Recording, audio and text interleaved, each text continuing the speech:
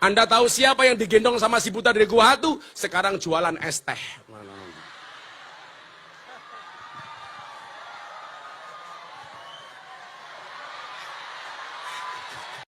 Pak polisi materi tukang ojek ono masalah nggak? Ditinggal lapas.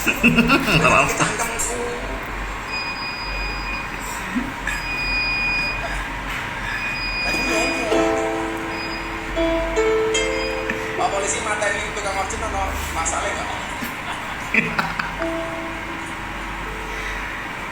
Ditinggal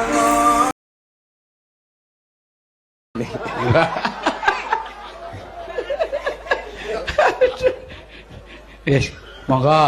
Nek aku kok njero bajingan. Lho niku lagune bajingan loncat niku ta. Oh, Lagu dia munggah lapas niku. Ki sampean saiki arep nom ning dadi guruku lho. Oh, nggih. Nek aku Kula niku bersyukur Budayati elek.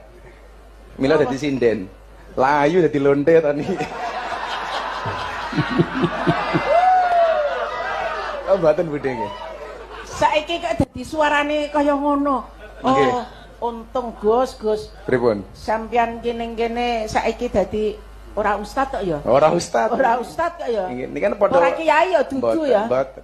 Oh. Ya kan ndelung sumi, ketemu dalang ya dadi dalang. Ketemu. Dek Warsena, Dalam Bude. niki arep pocah enom. Nggih. Niki waune jan-jane gandrung kalih kula. Weh. Mulane dadi ning kagol dadi suarane kaya ngono kuwi. Bajing loncat, bajing. Dia mungkin Ngene kula ajak memang dia penceramah, dia tidak ngerti teknik komedi yang namanya bomb slide. Ini contohnya ya Gus Miftah ya. Kalau Anda kan ngelawak itu konteksnya, meskipun mungkin lawannya terlalu keras bagi beberapa orang. Kalau Anda habis ngelawak, kira-kira objek yang dilawak itu nggak ketawa, itu kalau di stand up komedi namanya ngebom. Dan ada teknik bomb slide. Jadi kalau Anda habis ngomong, masih banyak itu. Makanya jualin goblok. Wah kakak, ketawa kan. Kalau objeknya tidak ketawa, Anda harus langsung siapin ngelesnya gitu. Jadi pas Anda bilang jualan goblok, yang jual nggak ketawa kan. Mukanya datar gitu. Anda harus langsung jualan goblok. Lu yang goblok, nah langsung ke sebelahnya gitu ya. Lu yang goblok kali belum beli ST, nah gitu. Itu namanya teknik stand up. Itulah kenapa kalau dulu stand up komedian jangan bawa-bawa agama dong. Sekarang saya balik. Pemuka agama, jangan bawa-bawa komedian. Ya. Dan Gus Miftah karena dia mungkin memang dia penceramah, dia tidak ngerti teknik komedi yang namanya bomb slide. Ini contohnya ya Gus Miftah ya. Kalau Anda kan ngelawak itu konteksnya. Meskipun mungkin lawannya terlalu keras bagi beberapa orang. Kalau Anda habis ngelawak, kira-kira objek yang dilawak itu nggak ketawa, itu kalau di stand up komedi namanya ngebom. Dan ada teknik bomb slide. Jadi kalau Anda habis ngomong, masih banyak itu. Makanya jualin goblok. Wah kakak, ketawa kan. Kalau objeknya tidak ketawa, Anda harus langsung siapin ngelesnya gitu. Jadi pas Anda bilang jualan goblok, yang jual nggak ketawa kan. Mukanya datar gitu. Anda harus langsung jualan goblok. Lu yang goblok, nah langsung ke sebelahnya gitu ya. Lu yang goblok. Masya Allah.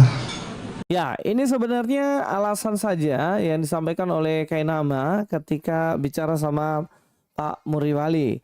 Pak Muriwali menanyakan mana buktinya bahwa di Alkitab itu mengatakan bahwa Yesus tidak disalib. Tapi memang debat ini konyol. Menurut saya ini debat paling konyol sejagat raya yang dilakukan oleh Kainama. Tes, ya ini bagus. Ya baik, dari argumentasi Pak Kainama dari tadi, itu sebetulnya saya melihat begitu banyak problem logika dan akademik. Tapi saya hanya mau bahas dua di sini dan silakan dijawab nanti. Yang pertama-tama, Pak Kainama sebagai Muslim menggunakan Alkitab sebagai dasar argumentasinya. Lalu kemudian berdasarkan beberapa teks Alkitab, dia menyimpulkan bahwa Yesus tidak mati di salib. Tapi ini ketidakjujuran. Kenapa? Mengapa tidak membahas juga teks Alkitab yang mengatakan Yesus mati di salib? Ada begitu banyak yang dikatakan oleh Pak Pendeta Esra tadi. Harusnya kalau mau jujur, bahas itu juga, bantah itu. Itu pertama, itu ketidakjujuran yang pertama. Yang kedua, jelas dari Pak Esra tadi ketika mengutip ayat-ayat Alkitab itu jelas ada ayat yang mengatakan Yesus dikubur, Yesus mati, Yesus bangkit, begitu jelas eksplisit. Tidak pakai menafsirkan terlalu panjang lebar, itu jelas eksplisit.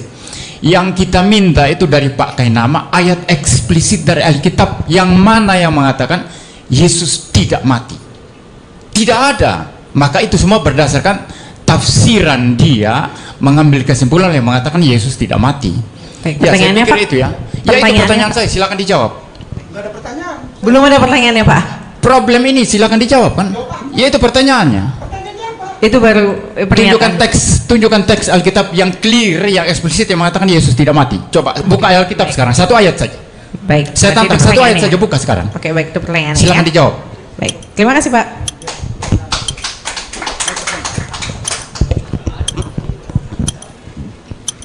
Ayat-ayat itu saya pakai di depan, Pak.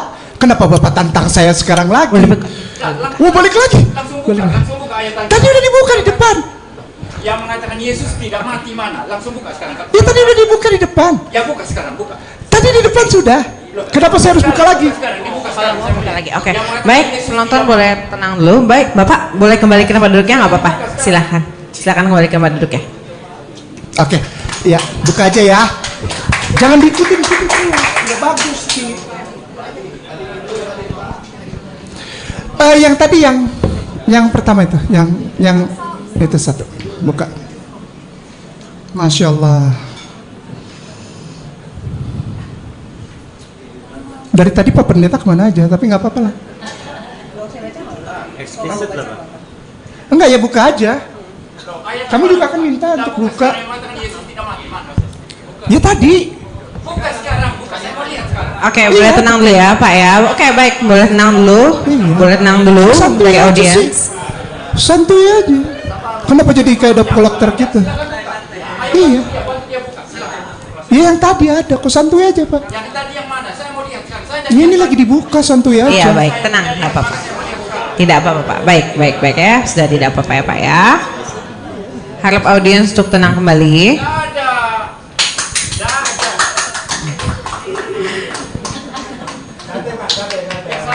Oke, tenang aja, Pak. Terus.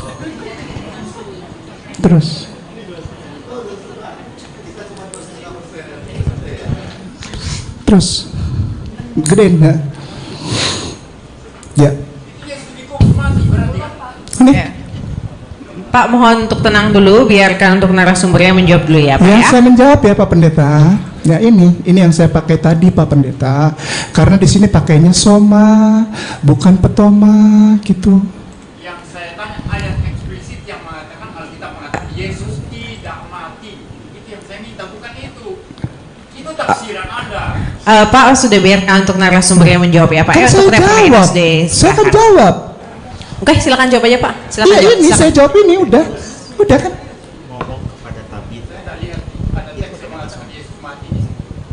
Jadi sudah selesai ya. Itu jawaban Anda sudah. Iya ya udah kan. Ya nggak apa-apa kan? Ya udah kan. Iya.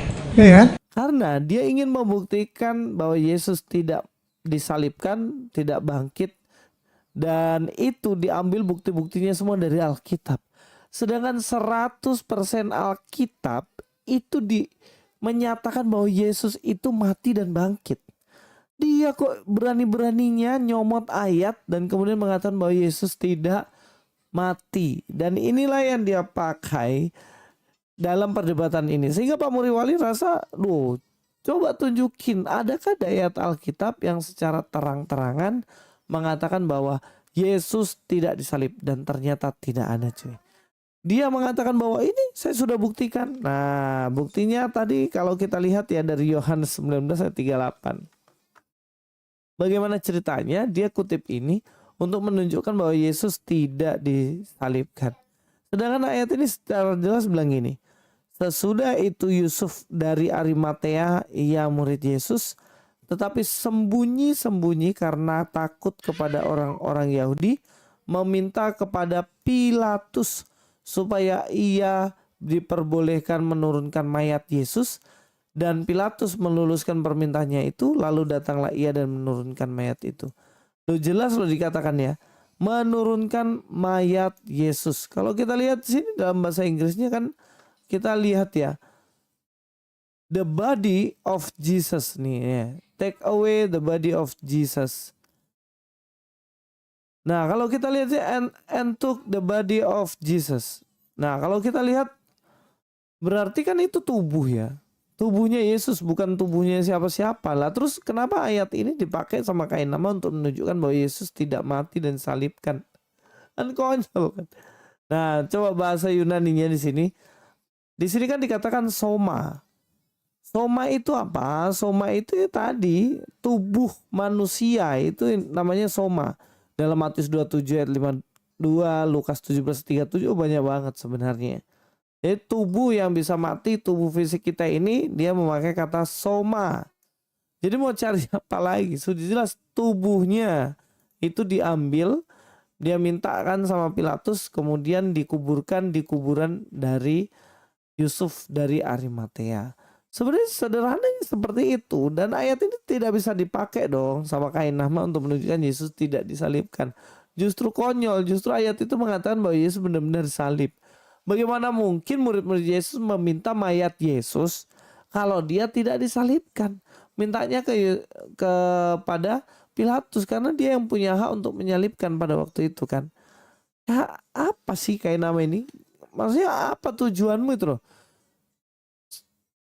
Ngeladeni Pak Esra Soru debat, tapi kualitasmu cuman segitu doang, nggak bisa jawab, cuman cengengesan, kan malu-maluin gitu. Boyo agak pintar sedikit lah, carikan lawannya agak pintar dikit lah selain Kainama kan gitu. Oke, itu saja dari saya. God be with you all.